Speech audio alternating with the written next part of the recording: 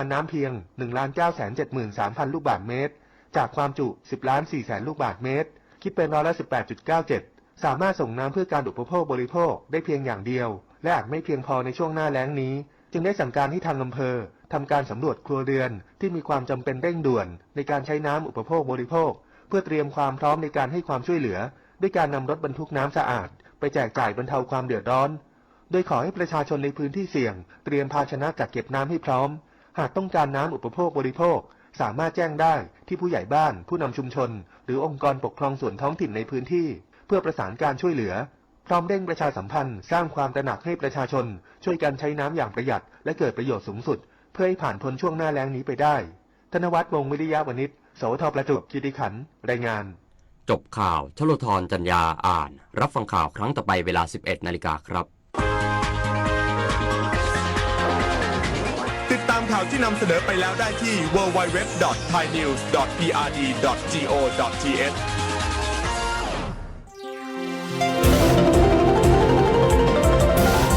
วิทยุแห่งประเทศไทยให้ความรู้คู่ความสุขวิทยุแห่งประเทศไทยจังหวัดแพร่ 91 เมกะเฮิรตซ์ให้ความรู้คู่ความสุข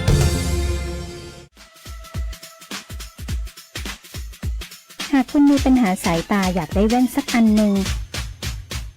ไว้ตอบแชทตอบไลน์งานด่วนใส่ขับรถไปทำงานไปท่องเที่ยวดูแผนที่ปักหมุดหาจุดหมายปลายทางหรือต้องการใช้เลนโปรเกรสซีฟไว้มองไกลมองกระจกซ้ายกระจกขวา The World of Opticon เราเข้าใจถึงปัญหาสายตาของคุณดีวัดสายตาแม่นยำโดยทัศนศาสตร์ด้วยประสบการณ์กว่า 40 ปี The World of Opticon ช่วยคุณได้ตัวแทนจำหน่ายแว่นตานาฬิกาพร้อมบริการหลังการขาย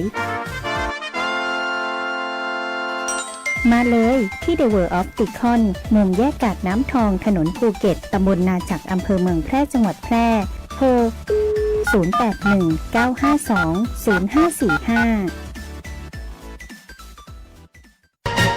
เก็บออมมาตั้งนานข่าวดีสำหรับคนอยากมีบ้านธนาคารอาคารสงเคราะห์มีสินเชื่อปลูกสร้างที่อยู่อาศัยบนที่ดินของตนเองอัตราดอกเบี้ยต่ำยื่นกู้ตั้งแต่3 มีนาคมถึง30 ธันวาคม 2568อนุมัติและทำนิติกรรมภายใน30 ธันวาคม 2568ผ่อนสบายสูงสุด40 ปีกรณีทำประกันสินเชื่อดอกเบี้ยเดือนที่ 1-6 0.89% ต่อปีและกรณีไม่ทำประกันสินเชื่อดอกเบี้ย 1.29% ต่อปีวงเงินในโครงการมีจำนวนจำกัดติดต่อสอบถามที่ธนาคารอาคารสงเคราะห์สำนักงานสาขาแพร่054-621-490-5ธนาคารอาคารสงเคราะห์ทำให้คนไทยมีบ้านดูแลผูกพัน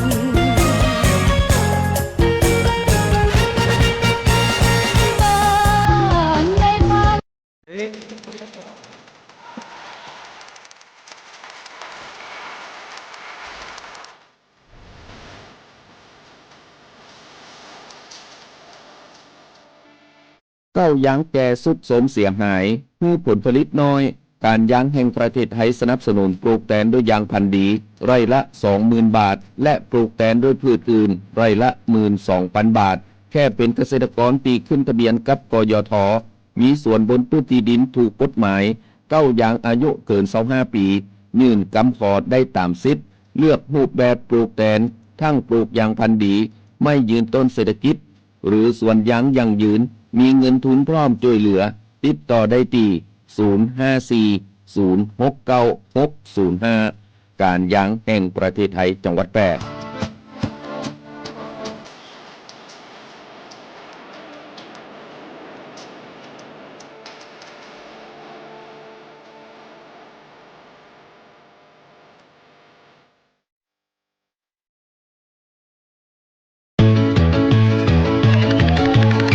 โรงเรียนวัดเมธัมคารวาสเปิดรับสมัครนักเรียนประจำปีการศึกษา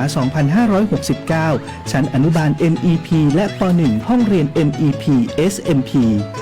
อนุบาลปีที่ 2 รับ 1 ห้องเรียนจำนวน 30 คน และอนุบาลปีที่ 3 ห้อง MEP ชั้นประถมศึกษาปีที่ 1 ห้องเรียนพิเศษ MEP และ SMP ห้องเรียนละ 30 คนรับสมัครวันที่ 1-5 กุมภาพันธ์ 2569 ระดับชั้นอนุบาลห้องเรียนปกติรับสมัคร 8-12 กุมภาพันธ์ 2569 ชั้นประถมศึกษาปีที่ 1 ห้องเรียนปกติรับสมัคร 15-19 กุมภาพันธ์ 2569 สมัครด้วยตนเองได้ที่ห้องบริหารทั่วไปโรงเรียนวัดเมธังกรวาสทุกวันไม่เว้นวันหยุดราชการตั้งแต่เวลา 8:30 นาทีถึง 16:30 นาทีโทรสอบถามได้ที่หมายเลขโทรศัพท์ 054-511-101 และ 064-461-5356 หรือเข้าไปดูที่เว็บไซต์ www.metang.ac.th หรือ Facebook งานประชาสัมพันธ์โรงเรียนวัดเมธังกรวาส วิทยุแห่งประเทศไทยจังหวัดแพร่ FM 91 เมกะเฮิรตซ์ให้ความรู้คู่ความสุข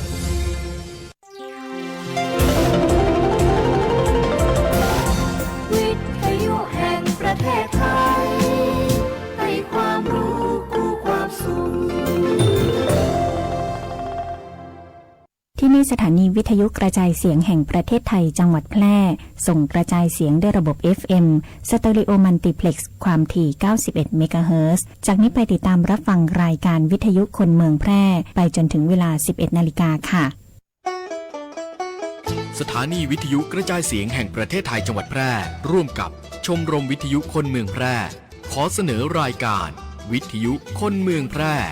หลากหลายสาระความรู้สุขภาพคลังสมองภูมิปัญญาวัฒนธรรมท้องถิ่นสารพันอาชีพเด็กเยาวชนและสังคมหมอกฎหมายทนายชาวบ้านติดตามรับฟังได้ที่นี่ทุกวันจันทร์ถึงศุกร์ 10:10 นถึง 11:00 น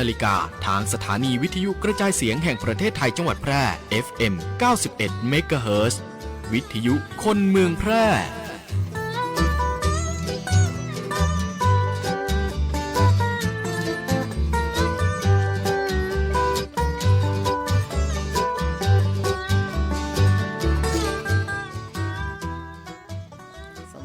เจ้าคุณผู้ชมคุณผู้ฟังที่เคารพรักทุกท่านนะเจ้าที่ติดตามรับชมรับฟังรายการวิทยุคนเมืองแปร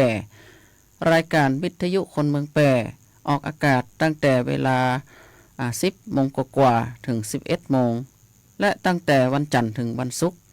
ทางสถานีวิทยุกระจายเสียงแห่งประเทศไทยจังหวัดแปรก็มีสารพันความรู้เกี่ยวกับสุขภาพศิลปะวัฒนธรรมสารพันอาชีพเด็กเยาวชนและสังคมหมอกฎหมายทนายเจ้าบ้านเขาก็สลับสับเปลี่ยนกันมาจัดแบบนี้ทุกวันนะเจ้าเนาะสำหรับของเจ้าเองก็มาเกี่ยวกับสาระความรู้สุขภาพนะเจ้าเนาะเกี่ยวกับสุขภาพนะหรือว่าท่านใดที่มีปัญหาทางสุขภาพหรือว่ามีสาระดีๆอย่างที่จะโทรมาแลกเปลี่ยนกันก็โทรมาได้นะเจ้าที่เบอร์โทร 0545235516 วันนี้นะเ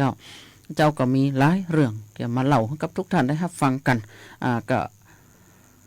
เรื่องแรกนะเจ้าเนาะเรื่องแรกก็เป็นนโยบาย5หมอนะมันจะเป็นจะใดนะเจ้าเนาะกำเดียวจะมาเล่าให้กับทุกท่านได้รับฟังกันอาการเวียนหัวเฉพาะตอนลุกเดินแต่ถ้านั่งบ่เป็นนะเป็นเพราะสาเหตุอะไรอย่างนะสักกรรมก่อนจะมาเล่าให้กับทุกท่านได้รับฟังกันภาวะมดลูกแตกอันตรายหรือไม่นะเกิดขึ้นได้จะใดนะช่วงต่อไปก่อนเนอะใจเย็นๆจะเล่าให้ฟังว่ามันเป็นจะใดแล้วก็จะมาเล่าถึงมะเร็งปากมดลูกไข้ที่ควรจะตรวจนะเจ้าเนาะติดตามได้ในช่วงต่อไปนะเจ้าเนาะแล้วก็จะมาอู้ถึงเรื่องนะ5 วิธีดูแลใจหลังเสพข่าวนักเกินไป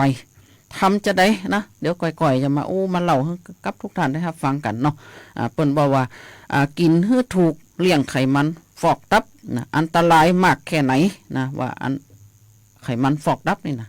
เดี๋ยวสักกรรมกันเนอะเนาะ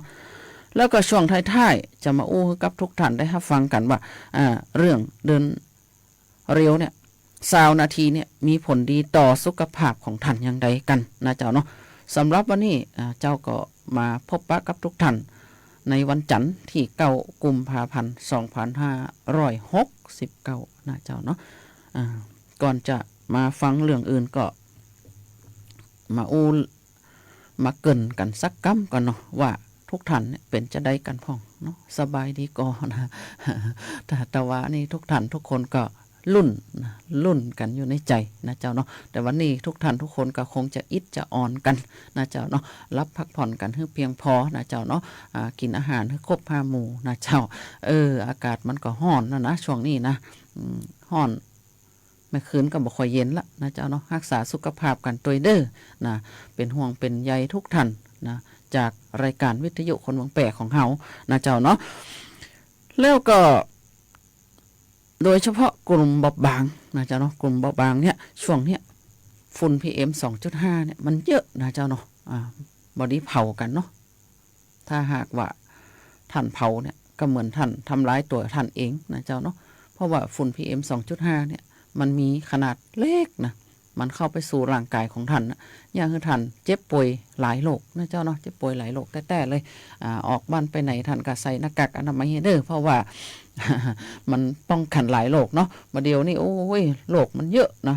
ถ้าจะมาอู้ให้ทุกท่านได้รับฟังกันเนี่ยวันค่ำมันก็บ่หมดเนาะโรคสปะสปิเนาะบ่ใช่ว่าตั้งแต่มีอสมมาเนี่ยกะโรคมันนักนะมันใจนะ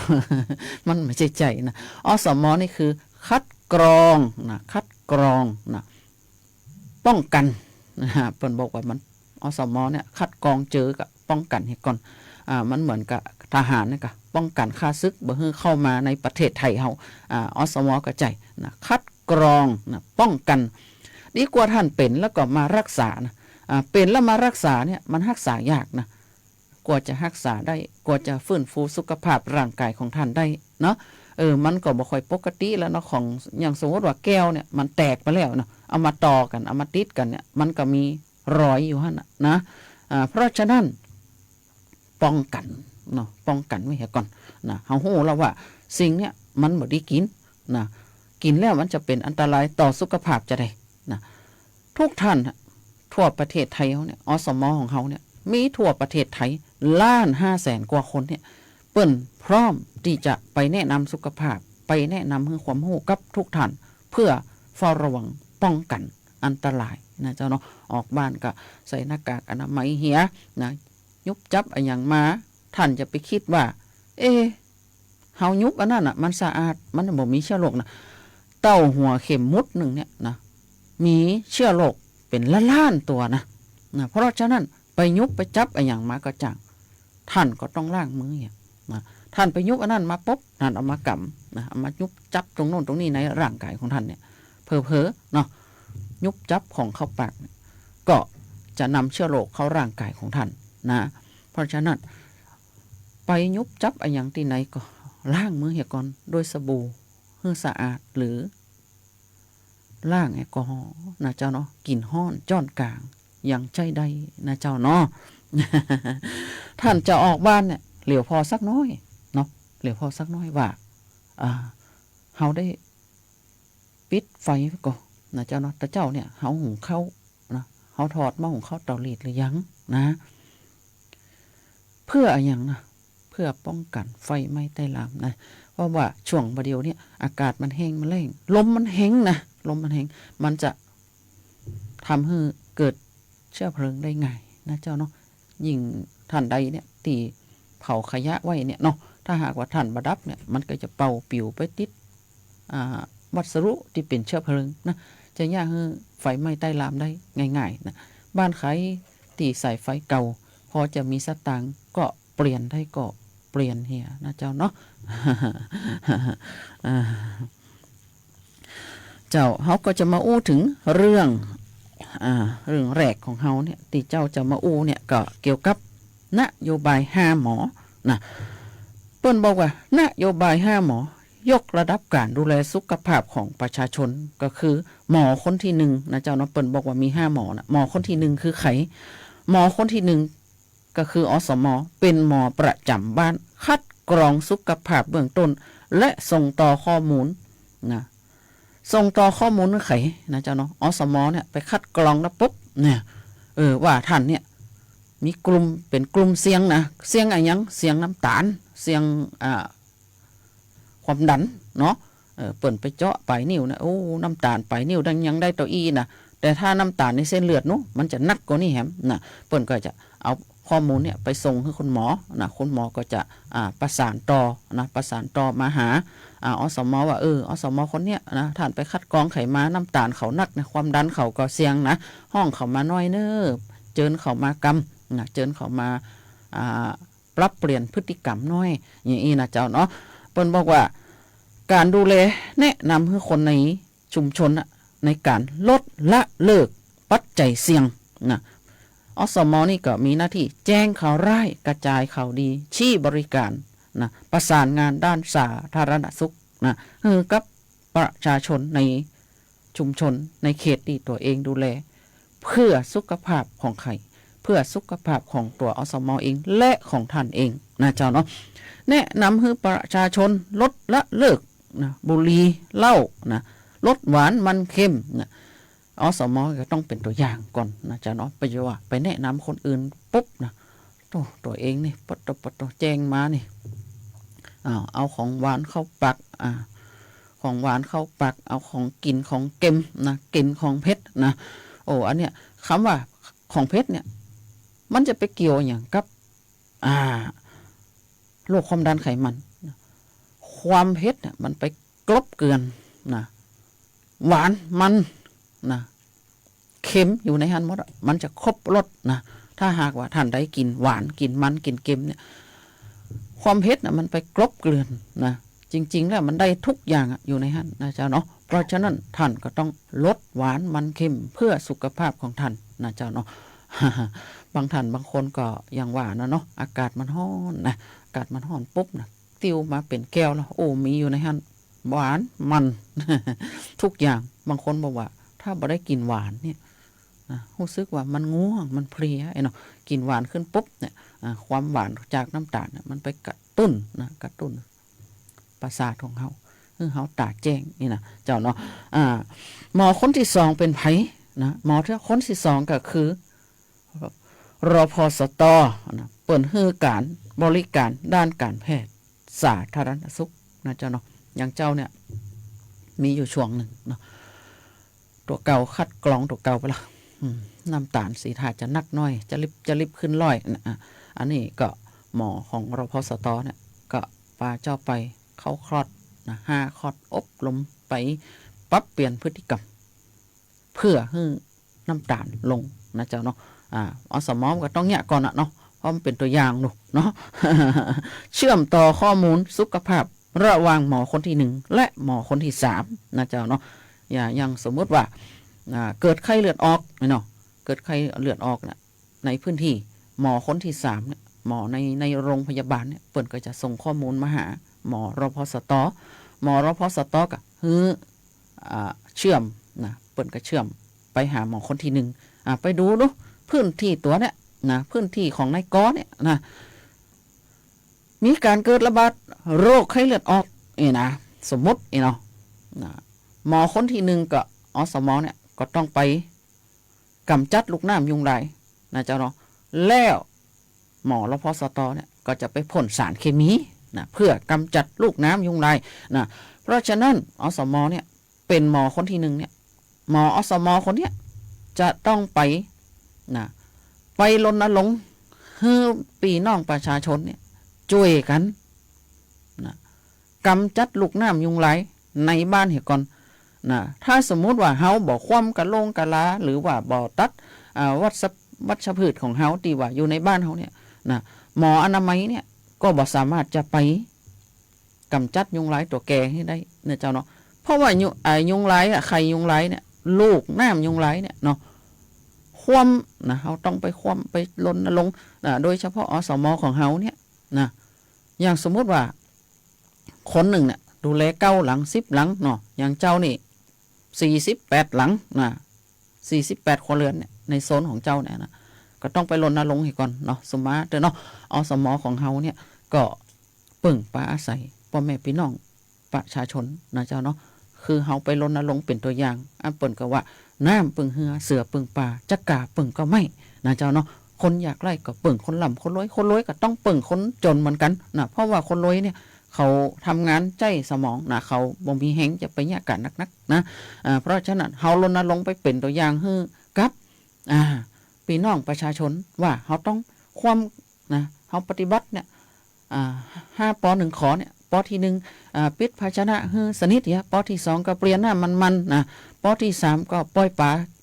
กินลูกน้ำปที่4ก็ปรับปรุงสภาพแวดล้อมปที่5เนี่ยเฮาก็ปฏิบัติอยู่เป็นประจำเนี่ย1 ขอเนี่ยความนะคัดล่างคัดไอ้อย่างนะสมมติว่า1 ขอเนี่ยเฮาก็คัดล่างข้างองค์ข้างไหบ่ให้ตะไคร่น้ำเนี่ยไปติดเนี่ยแล้วเมื่อเฮารณรงค์กำจัดลูกน้ำยุงลายแล้วปุ๊บเนี่ยปรับเปลี่ยนสภาพแวดล้อมในบ้านเฮาเนี่ยนะให้มันสะอาดแล้วปุ๊บเนี่ยนะ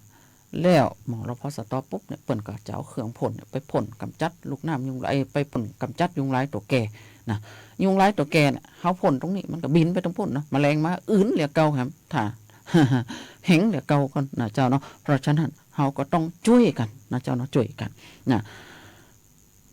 หมอคนที่3เนาะก็จะส่งต่อนะ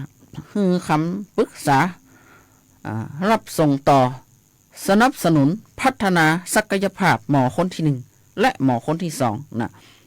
สนับสนุนบริการด้านสุขภาพเปิ่นกับยาป้าอสมป้าหมอรพสตเนี่ยไปอบรมไปให้ความรู้นะไปให้ความรู้ว่าบ่เดียวเนี่ยโรคอันเนี้ยมันเกิดขึ้นตรงนี้นะหมอคนที่3เนี่ยเปิ่นก็จะได้ไปให้ความรู้นะหมอคนที่1คนที่2ก็ไปอบรมเข้ามาเก็บความรู้เขาไว้แล้วก็ไปกระจายสู่พ่อแม่พี่น้องประชาชนในโซนตัวเองนะแล้วหมอคนที่4หมอคนที่4คือใครนะหมอคนที่4ก็คือเครือข่ายสุขภาพในชุมชนนะเช่นการปกครองส่วนท้องถิ่นนะสถานบริการนะสถานบริการประกอบการเนี่ยก็คือร้านค้าร้านอาหารเนี่ยมีส่วนร่วมในการส่งเสริมสุขภาพในชุมชนนะอย่างเช่นสมมติว่าไอ้เนาะหมอคนที่1คนที่2คนที่1คนที่2เนี่ยเปิ่นลงไปในชุมชนแล้วปุ๊บเนี่ยเปิ่นไปกำจัดลูกน้ำยุงลายเนี่ยองค์กรปกครองส่วนท้องถิ่นเนี่ยเปิ่นก็ต้องมีหน้าที่ช่วยนะสนับสนุนเครื่องขนกาอะไรอย่างกานะแล้วก็ร้านค้าน่ะมีส่วนร่วมอะไรอย่างก็คือบางครั้งเนี่ยเปิ่นลงไปเปิ่นอิดเปิ่นออนเนาะออนแกเต็มที่ล่ะเปิ่นก็คือเครื่องดื่มชูกำลังมาบางครั้งก็คือข้าวต้มข้าวหนมเพื่อว่าป้องกันว่าเนี่ยหมอเปิ่นลงมาดูแลเฮาเนี่ยเปิ่นให้จะหิวเนาะเอาข้าวต้มข้าวหนมไปให้เปิ่นกินพ่องเนี่ยกับข้าวไปส่งพ่องเนี่ยนะอันนี้คือหมอคนที่4ก็คือเครือข่ายนะเจ้าเนาะเครือข่ายในชุมชนของเฮาเนี่ยหมอคนที่5นี่เป็นไผเนาะหมอคนที่5เนี่ยก็คือประชาชนคือตัวเราเองนะเจ้าเนาะสร้างความรอบรู้ด้านสุขภาพดูแลตัวเก่านะปรับเปลี่ยนพฤติกรรมสุขภาพที่ดีของตนเองนะหมอคนที่5นี่สำคัญมากๆเลยนะเจ้าเนาะตัวของเฮาเองเนี่ยเฮาจะรู้เลยว่าเฮาจะสังเกตอาการตัวของเฮาเป็นจะได้อย่างเช่นเฮาปวดท้องเนี่ยคำว่าปวดท้องเนี่ยมันปวดตรงไหนนะบางคนกับสมาร์ทเนาะปวดตรงลิ้นปีเนี่ยถ้าเฮาบ่ฮู้ว่าเฮาปวดตรงไหนเนี่ยเฮาจะไปเล่าอาการให้หมอคนที่3ฟังบ่ได้นะเพราะฉะนั้นเฮาจะต้องฮู้ว่าเฮาปวดเพราะอะไรหยังนะเจ้าเนาะบางคนก็อาจจะปวดท้องเพราะกินพิษกินพิษนะบางคนก็อาจจะปวดท้องลำไส้นะลำไส้มันอยู่ส่วนไหนนะลำไส้เล็กลำไส้ใหญ่มันอยู่ส่วนไหนนะเจ้าเนาะปวดตรงไหนเฮาไปจี้ให้หมอพอนะหมอก็จะฮู้ละตรงนี้ลำไส้ใหญ่ตรงนี้ลำไส้เล็กนะปวดแล้วก็เลอะขึ้นมาเปรี้ยวขึ้นมาเป็นอาการอย่างหมอคนที่3หมอโรงพยาบาลเนี่ยเปิ้นจะวินิจฉัยของเฮาได้ออกทันทีนะเจ้าเนาะเหมือนอย่างกับว่าเฮาเจ็บหัวเข่านี่เนาะเจ็บหัวเข่านี่นะบางคนก็เจ็บเพราะว่ากระดูกเสื่อมเนาะการเสียดสีของกระดูกนะเพราะเฮาอายุนักนะบางคนก็เจ็บเพราะหยังไปล้มนะไปล้มเจ็บหัวเข่ามาบางคนก็เป็นโรครูมาตอยด์นะบางคนก็เป็นโรคแก้วเนาะอาการมันบ่เหมือนกันเพราะฉะนั้นเฮาต้องไปเล่าให้หมอฟังนะแล้วเฮาต้องสังเกตอาการตัวเก่าก่อนว่าเฮาเนี่ยเจ็บอะไรหยังเฮาปวดอะไรหยังเฮาปวดตรงไหนนะเจ้าเนาะก่อนที่เฮาจะปวดเนี่ยเฮาไปแยะอะไรหยังมานะเจ้าเนาะเฮาต้องจำให้ดีว่าเฮาต้องคิดให้ดีว่าเฮาไปแยะอะไรหยังมานะเจ้าเนาะ เพราะฉะนั้นเฮาต้องปรับเปลี่ยนพฤติกรรมจากที่ บ่เคยออกกำลังเขาก็ออกกำลังเหี้ยนะ เพื่อสุขภาพที่ดีของเขาเนาะปรับเปลี่ยนอาหารการกินนะเขาเคยกินของหวานๆนะของมันๆของทอดก็งดเพื่อสุขภาพของเขาอ่านเปิ่นบอกว่า3 อ 2 สอเนี่ยยังใจได้ ถ้าเขาปฏิบัติตาม3 อ 2 สอเนี่ยสุขภาพเขาจะดีมากที่1คือนะอาหารการกินของเขาเนี่ยกินปลาเป็นลักกินพักเป็นยานะกินปลาเนี่ยเขาไปใหญ่ได้เนาะเขาก็ไปต้มไปนึ่งนะเอาห่อฟอยเผานะบัดนี้ไปทอดนะที่2คืออย่างออกกำลังกายเขาก็ออกกำลังกายเบาๆนะอย่างเช่นเขาไปเดินบ่ไหวกล้าไอ้เนาะสมมติเนาะเขาอย่างเงี้ยอย่างใดเนาะเขาก็ยืนเท่านั้นเนาะวันนั้นก็ได้มีโอกาสเข้าไปอบรมนะเกี่ยวกับการออกกำลังกายปรับเปลี่ยนพฤติกรรมเนี่ยนะยืนสมมติเขายืนปุ๊บเนี่ยนะเขาเอาเกาะนะเกาะไอ้โต๊ะหรือเก้าอี้อย่างที่มันแน่นๆเนาะขยิงเท้านะขยิงเท้าเนาะขยิงเท้าขึ้นลงขึ้นลงขึ้นลงนี่นะ10 เตือนะหรือว่าเกาะที่มันนะเขาก็ฝึกกล้ามเนื้อมัดใหญ่เขาแข็งแรงนะเตะตั้งซ้ายไปฟ้องนะเตะออกไปตั้งหน้านะแล้วก็เปลี่ยนนะจากตั้งซ้ายไปตั้งขวาเนาะเขาก็เปลี่ยนสลับซับเปลี่ยนกันทีหรือไม่นะก็นั่งเก้าอี้นะนั่งเก้าอี้ตรงๆนะที่มีพนักนะแล้วเขาก็สมาร์ทเหยียดเท้าไปตรงๆเนาะเหยียดเท้าไปตรงๆกระดกขึ้นลงนะสัก10 ครั้งนะหรือว่า20 ครั้งก็ได้นะถ้าคิดได้มาได้ก็แยะเอาตอนนั้นคืออันนี้คือป้องกันกระดูกในที่ว่าบางคนที่เจ็บหัวเข่ากระดูกคอนกรอกแกรกนะเจ้าเนาะ เปิ้นบอกว่าปรับเปลี่ยนพฤติกรรมนะเจ้าเนาะตัวของท่านเอง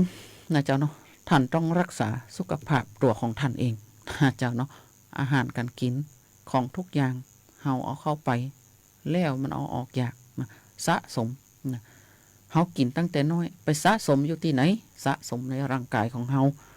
บางคนเนี่ยออกมาทางไหนไขมันนะไขมันเนี่ยมันออกทางหน้าท้องนะ อย่างบ่ต้องว่าไข่ตัวเก่านี่ก็ใจ นะเจ้าเนาะเจ้าแล้วเฮาจะมาอู้ถึงเรื่องนะวิงเวียนศีรษะเฉพาะตอนเจ้านะตอนเฉพาะตอนลุกขึ้นเดินนะแต่ถ้านั่งนอนบ่เป็นอะไรอย่างเพราะอะไรอย่างอาการลักษณะเนี่ยมักบ่ใจบ้านหมุนนะจากหูจันในนะสาเหตุที่พบบ่อยในขณะตอนเดินนะเจ้าเนาะการทรงตัวบ่ค่อยสมดุลนะการเดินแล้วรู้สึกโครงเครงนะหรือเซนะต้องระวังนะเจ้าเนาะระวังเท้าเนี่ยเวลาเดินไปนะถ้ามันเซปุ๊บเนี่ยระวังเท้ามันไปเกี่ยวกันนะไปเกี่ยวกันปุ๊บจะยะเฮาหกล้มนะโดยเฉพาะผู้สูงอายุเนี่ยถ้าหกล้มปุ๊บเนี่ยไอ้อย่างจะติดตามมาก็คือกระดูกแตกนะบางคนกระดูกอุ้งเชิงกลางแตกนะกลายเป็นผู้ป่วยติดเตียงไปแหมเป็นมึนบางคนก็พาได้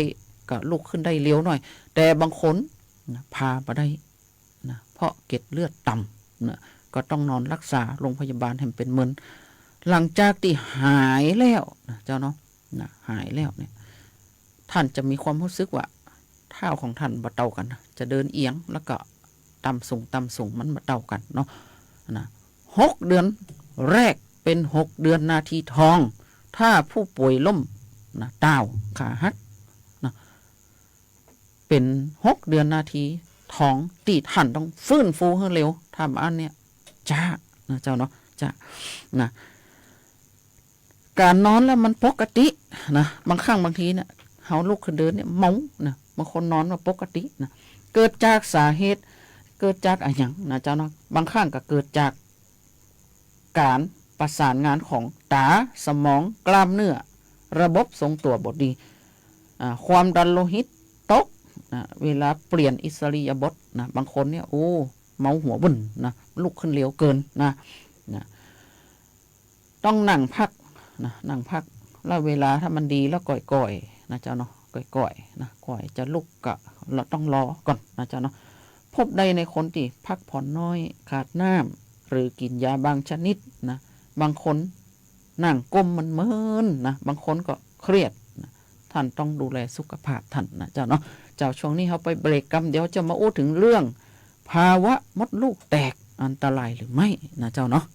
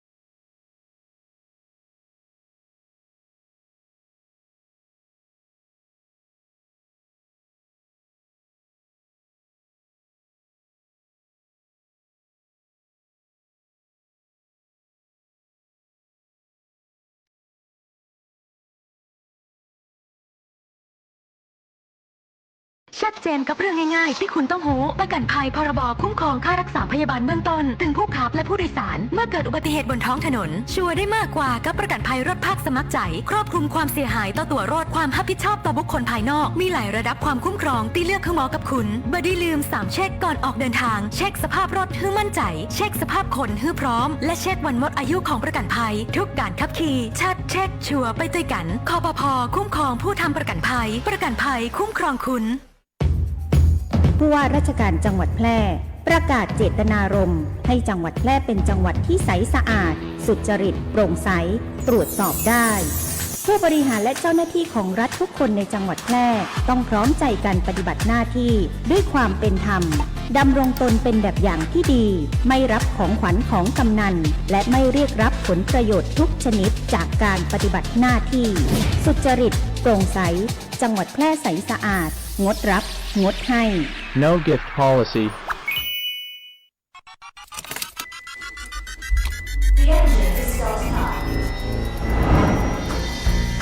ชีวิตวิถีใหม่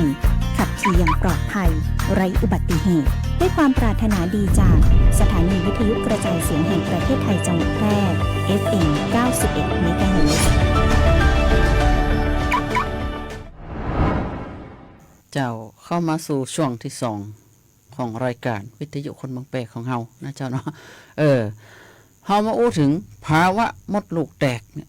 นะเป็นภาวะฉุกเฉินนะเจ้าเนาะทางสุติกรรมที่อันตรายต้องรีบรักษาทันทีนะคือมันเกิดเพราะอะไรอย่างนะเจ้าเนาะภาวะมดลูกแตกเนี่ยเสี่ยงนะเสี่ยงไหมเสี่ยงต่อแม่และก็ละอ่อนนะเจ้าเนาะภาวะมดลูกแตกคือผนังมดลูกเนี่ยที่ฉีกขาดระหว่างตั้งครรภ์นะฉีกขาดทุกจั่นทำให้ทารกนะหรือโรคเนี่ยหรือว่ากำเมืองเฮาห้องว่าละอ่อนกับหกเนี่ยอาจจะหลุดออกมาจากโพรงมดลูกนะถือเป็นภาวะฉุกเฉินที่หมอจะต้องรักษาแบบเร่งด่วนนะเจ้าเนาะอาการเตือนเนี่ยคือมันมีอย่างพ่องนะเจ้าเนาะบางคนกับปวดต้องรุนแรงหรือปวดผิดปกติบางคนเนี่ยเจ็บต้องเกิดเนี่ยนะยังบ่เต่าเจ็บต้องเกิดเนี่ยนะมันนักกว่านั้นนะเจ็บต้องเกิดยังบ่เต่าเดือมันนักกว่านั้นนะมีเลือดออกจากช่องคลอดนะแล้วก็การหดตัวผิดปกติของมดลูกนะเจ้าเนาะชีพจรของมารดาเต้นเร็วผิดปกตินะ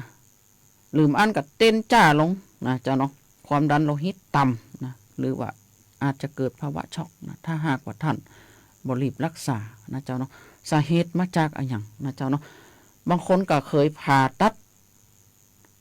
คลอดลูกทางหน้าท้องมาก่อนนะเจ้าเนาะหรือการใช้ยากระตุ้นการหดตัวอย่างรุนแรงนะเจ้าเนาะบางคนเนี่ยกินนักเกินนะเจ้าเนาะบางคนก็มดลูกหดตัวนะท่านก็กินยานักเกินกินโดยที่ท่านบ่ได้ไปปรึกษาหมอโดยนะเจ้าเนาะนะมดลูกได้รับแรงกระทบกระแทกในขณะที่ท่านเกิดอุบัติเหตุนะเจ้าเนาะเพราะฉะนั้นท่านเจ็บป่วยอย่างขึ้นมา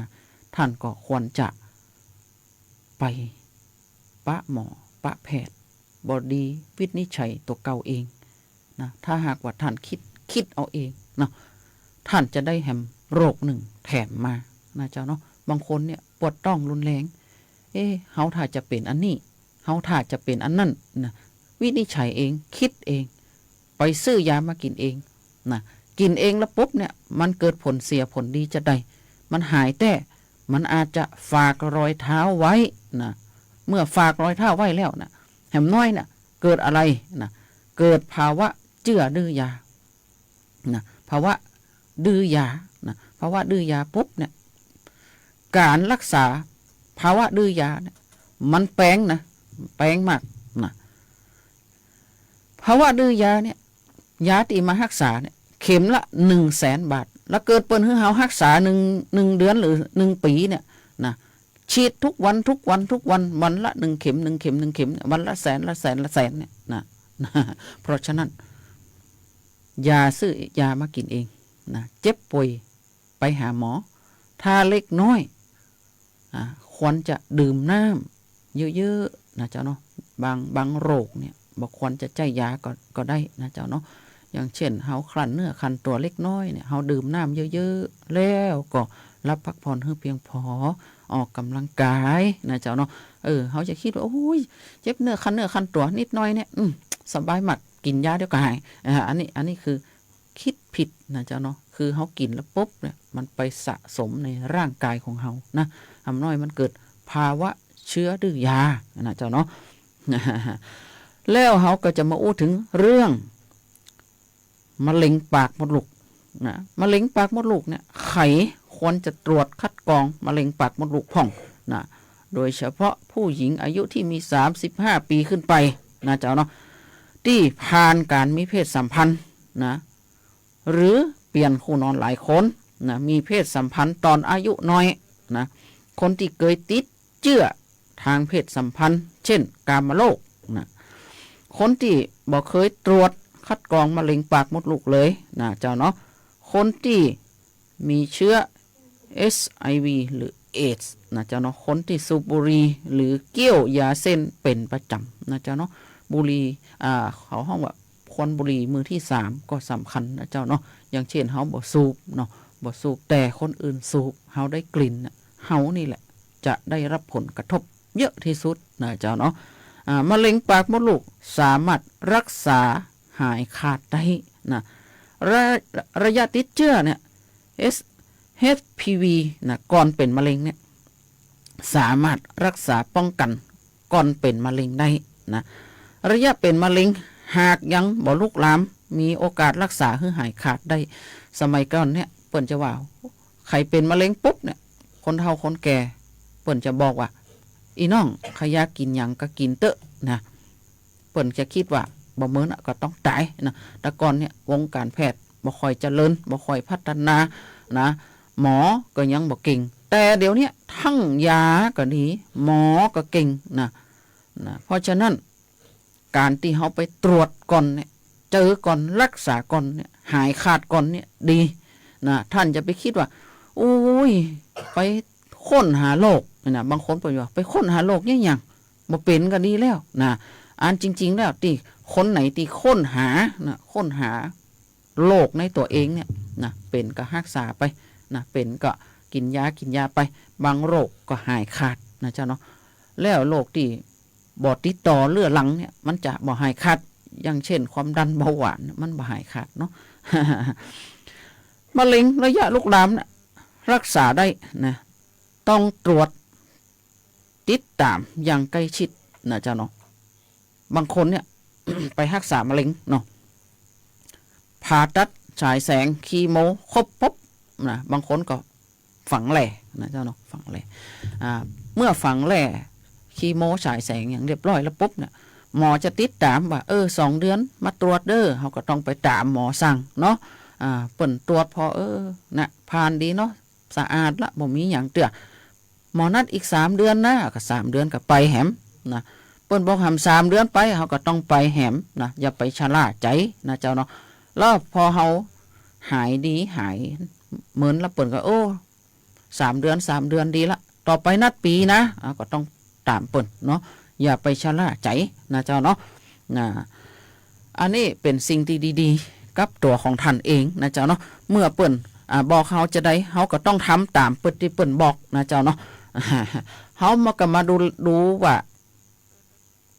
เรื่องต่อไปเนี่ย5 วิธีนะดูแลหลังเสพข่าวมากเกินไปเขาเนี่ยจะได้นะเจ้าเนาะเขาดูข่าวนักเกินไปเนี่ยบางครั้งเขาก็เครียดนะเครียดแน่เลยนะเนาะเขาต้องรู้เท่าทันอารมณ์ตัวเองนะทำกิจวัตรประจำวันนะบอกบดีว่าเครียดก็นั่งมกอยู่ฮะนะนั่งกึดอยู่ฮะนะนั่งเศร้าอยู่ฮะนะแต่ท่านบดีละเลยหน้าที่ประจำวันที่ท่านเคยกวาดบ้านถูบ้านยักซักเสื้อผ้าเนี่ยท่านก็ไปแยะเลยนะทำเพื่ออะไรทำเพื่อให้มันลื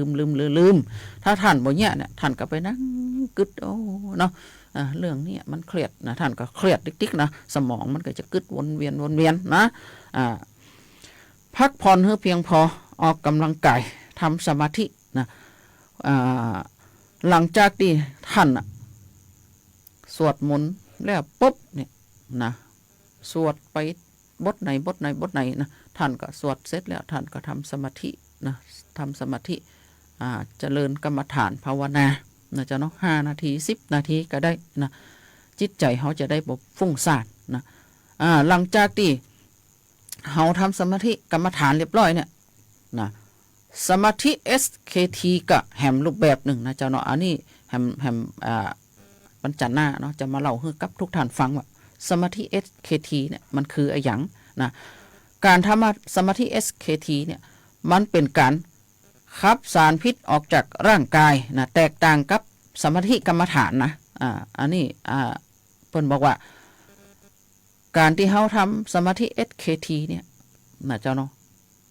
เขาทำ10 ครั้ง20 ครั้งนะเหงื่อเขาออกปุ๊บเนี่ยเหงื่อเราจะไม่มีกลิ่นนะอันนี้มันเป็นการขับสารพิษออกร่างกายนะเดี๋ยวก่อนจันหน้าก่อนจะมาเล่าให้ฟังเนาะว่าเนี่ยจะได้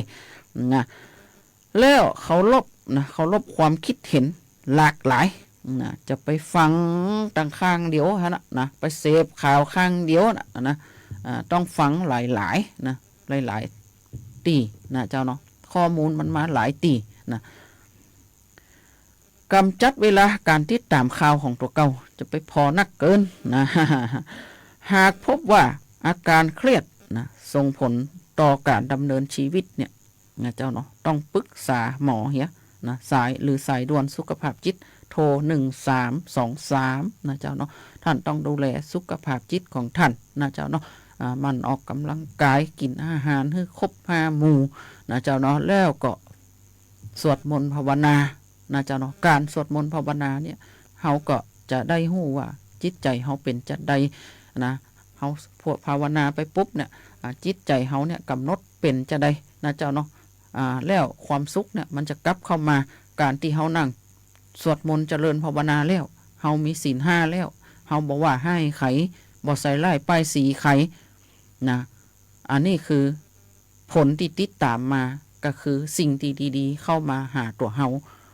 มันบ่ใช่ว่าเฮาเนี่ยวันนี้มันจะได้วันนี้มันบ่ใจนะแล้วมันก่อยๆมาหาเฮานะเจ้าเนาะความสุขความเจริญจะก่อยเข้ามาหากับครอบครัวของเฮานะเจ้าเนาะเฮามาอู้หเรื่องนึงกินให้ถูกนะเลี่ยงไขมันพอกตับนะลดอาหารหวานมันเค็มคนไทยเนี่ยเจ็บป่วยด้วยโรคพฤติกรรมการกินอยู่อย่างบ่เหมาะสมเพิ่มขึ้นนะหนึ่งในนั่นคือไขมันฟอกตับนะเกิดจากหลายสาเหตุเช่นอ้วนลงพุงนะดื่มเครื่องดื่มที่มีแอลกอฮอล์ดื่มน้ำหวานนักเกินไปกินยาบางชนิดนานๆโดยเฉพาะฮอร์โมนนะและสเตียรอยด์นะลดไขมันสูงนะเจ้าเนาะท่านบดีกินเนยชีดกะทินะลดแป้งน้ำตาลนะบอกกินผลไม้แตนมือลักนะเจ้าเนาะเพราะฉะนั้นมือลักของท่านเนี่ยท่านก็ต้องกินข้าวห้องไม่ใช่ว่าถึงมื้ออาหารแล้วไปกินผลไม้หลักไม่อันนี้มันบ่ใจนะเจ้าเนาะบ่ใจนะเจ้าเนาะเนี่ยนะเจ้าเนาะเฮาก็มาถึงใกล้ช่วงท้ายรายการของเฮาแล้วนะเจ้าเนาะเจ้าก็ขอทักทายแฟนรายการทั้ง8อำเภอแล้วก็รอบๆจังหวัด8ที่เครื่องเสียงส่งถึงแล้วก็ทางหน้า Facebook นะเจ้าเนาะทางหน้า Facebook นี่ก็โอ้วันนี้แฟนรายการเข้ามาเยอะเลยนะเจ้าเนาะสวัสดีค่ะคุณการจนาสวัสดีค่ะคุณสายน้ำบ่ไหลคืนสวัสดีเจ้าคุณปีสุรีรัตน์นะเจ้าเนาะสวัสดีค่ะคุณปาวีนานะขอบคุณมากนะคะที่มอบดอกไม้มาให้สวัสดีเจ้าคุณพี่สุภาพรนะเจ้าเนาะสวัสดีเจ้าคุณพี่สุวรรณาสวัสดีค่ะคุณขนมไทยสวัสดีเจ้าคุณอัมพานะเจ้าเนาะขอบคุณจัดนักเน้อนะเจ้าเปิ้นบอกว่าข้อมูลด้านสุขภาพเป็นประโยชน์ดีเจ้าอีเนาะสวัสดีเจ้าคุณยุพานะเจ้าเนาะที่เปิ้นกำลังเข้ามาชมมาติดตามนะเจ้าเนาะแฟนรายการทางเจียงไฮ้เยอะนะเจ้าเนาะแล้วก็ทางสูงเม่นเด่นใจโดยขอบคุณมากนะเจ้าเนาะสำหรับผอ.สวท.และเจ้าหน้าที่ที่เปิ่นคุมเสียงฮือนี่นะเจ้าเนาะแล้วก็แฟนรายการตั้งบ้านบวกปงก็ดีนะเจ้าเนาะคนแม่เนาะเปิ่นบอกว่าบ่ได้ฟังรายการได้ก็ง้อมหานะเปิ่นว่าอยู่ปืนก็ไม่นะฟังรายการแล้วก็ลมปัดมาเย็น เปิ่นก็จ่วยกันปั้นเมียงผ่องนะยิบผ้าผ่องทำตู้ทำเตียงบางคนนี่เปิ่นก็ทำตู้เนาะบางคนเปิ่นก็ปั้นเมียงบางกลุ่มนะเจ้าเนาะเจ้าก็ได้ไปแอวหาก็เปิ่นก็ต้อนรับดีนะเจ้าเนาะพี่น้องทางบ้านโตนก็ดีนะเจ้าเนาะทางไผ่โทนล่องกวางนะเจ้าเนาะทางเจ้าแหนี่นะเจ้าเนาะขอบคุณจัดนักจัดหลายเด้อนะเจ้าเนาะ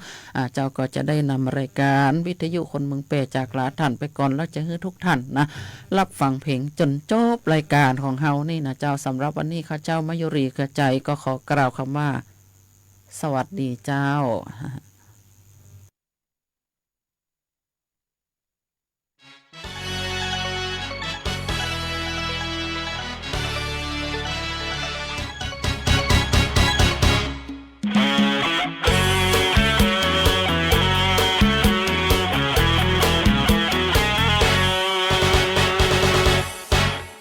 เจ้าพ่อไม่เคยถือปืนนั่งยืนไม่คนกราบไหว้เจ้าพ่ออยู่หอทรงไทยใครๆเขาก็นับถือ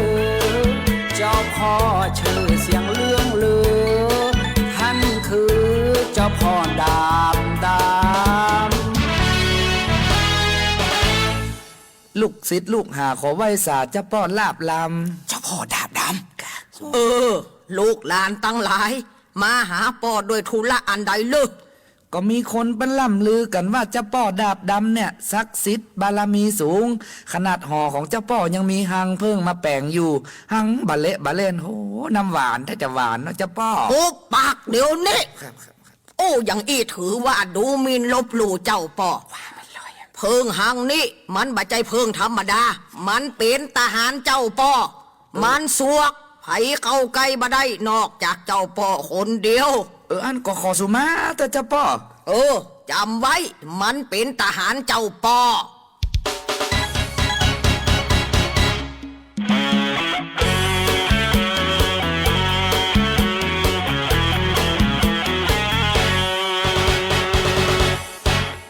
เจ้าพ่อไม่เคยคิดคุยมีดมุยลุยมาทุกอย่างรังพึ่งเป็นบริวารฝากกลานด้วยความเต็มใจเจ้าพ่อดาบดำอำไปเพื่อให้ใครๆนับถือเรื่องศักดิ์สิทธิ์และปาฏิหาริย์ของป่อดีนะถ้าป่อได้เปลี่ยนดาบดำขึ้นมา